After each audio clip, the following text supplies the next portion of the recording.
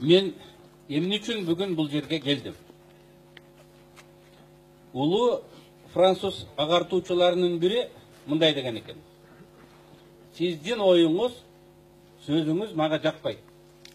Бирок ошол ойго ээ болуу укугуңуз үчүн мен өлгөнгө даярмын деген. Мен мындай деп айтат элем. Сиздин сөзүңүз да, оюңуз да, өзүңүз да, кейпиңиз да жакпайт. Бирок сиздин бар болгонго, өз тагдырыңызга ээ болгонго, эркин пикирге ээ болгон укугуңузду биз ар бирибиз колдошубуз керек. Сөз эркиндиги, ой эркиндиги бүгүн коркунучта. Президент Атамбаев ким аны менен макул болбогонду эл душманы деп атап жатат. Ал жөн гана эл душманы дебестен бардык мамлекеттик ресурстарды пайдаланып, аларды куугунтуктап, бүгүн физикалык эмес, психологиялык, моралдык басым жасап, аларды жоготконго аракет кылып жатат. Бүгүнкү жолугушуунун биринчи максаты ушул экен, эркиндик. Экинчиси бул тилектештик. Эркиндик, тилектештик, теңдик, адилеттүүлүк бул улуу француз революциянын негизги максаттары болгон. Алар бүгүн дагы актуалдуу. Эгерде биз тилектеш болуп, жалпыбыздын кызыкчылыгыбызды бир жеңден баш, бир жакадан баш, бир жеңден кол чыгарып коргобосок, бириндетип, баарын куугунтуктап жокко өкүм бийлик, зөккүр бийлик укуктарды тейлеп салат. Тилектештик үчүн келдим. Биз ар бир кыргызстандык кайсыл жерде болбосун, бири-бирибиздин кызыкчылыгыбызды, жалпы баалуулуктарыбызды колдошубуз керек. Интернетте, Фейсбукта мындай лайк басат деген бир салт бар экен. Анан лайк баскандарды мен эң бир жалкоо жана жан баштап жатсаң сонунда деген адамдарды эсептейт элем да, жатып басып коет. Ошол да ишпи? Ошол да тилектештикпи? Көчүңдү көтөрүп, кичинекей туруп, элге чыгып, кичинекей бир аракет кылбайсыңбы деп, ошол адамдарды абдан мындай эске албайт элем.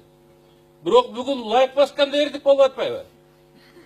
Лайк басканың үчүн КГБ иш козгоп, профилактикалык тарбия чараларын өткөрүп атпайбы? Лайк басканың үчүн, репост кылганың үчүн жазалайбыз деп атпайбы? Ошондуктан бүгүн үйүңдө жатып ойлонсоң, мындай коркунуч пайда болду. Бул коркунучтуу тенденция. Равшан абдан туура айтты дүйнөлүк тенденцияны. Ашынган глобализм, транснационалдык корпорациялар менен улуттук кызыкчылык, традициялык маданият тирешип турганы чагы. Бирок ушул кырдаалдан жергиликтүү диктаторлор, жергиликтүү авторитардык бийликтин каалоочулары пайдаланып кетпеш керек. Мына ушул объективдүү кырдаалдан жөнөкөй адам жабыр тартпаш керек. Мына көбү айтат, француз революциянын баалуулуктары. Эркиндик, теңдик, адилеттүүлүк, тилектештик. Бул накта кыргыздын баалуулуктары да. Тилектештик бүгүнкү күнгө чейин кыргызды сактап келген. Эркиндик бул биздин жашоо образыбыз. Адилеттүүлүк биздин философиябыздын маңызы.